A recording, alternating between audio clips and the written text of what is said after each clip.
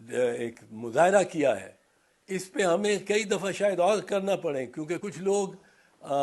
यहाँ मुज़िर हैं, बज़िद हैं कि उन्होंने इलेक्शन नहीं होने देने। अब इलेक्शन नहीं होने देने और उन्होंने यहाँ गैर जमहूरी हुकूमतें रहने देनी है कि पंजाब और सिंध में सबसे पहले तो ये देखें, पंजाब और खैबर में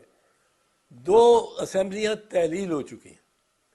अब जब वो असेंबलियाँ तहलील हो चुकी हैं तो उसका मतलब ये है कि वहाँ अब कोई हुकूमत नहीं है, वहाँ निगरानों की हुकूमत है। निगरानों की हुकूमत जो है वो कॉन्स्टिट्यूशन के तहत 90 के दिन के बाद यानी 91st डे को वो बिल्कुल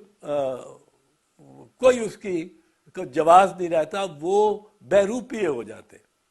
90 दिन तक है, या सुप्रीम कोर्ट ने अगर कोई टाइम हफ्ता 10 दिन 15 दिन 2-3 हफ्ते बढ़ा दिया 90 दिन, क्योंकि ये तो कोताही और ये जुल्म किया है चीफ इलेक्शन कमिश्नर ने और गवर्नर ने, गवर्नर पंजाब अब तो नहीं, गवर्नर खासकर गवर्नर खैबर पख्तूनख्वा ने,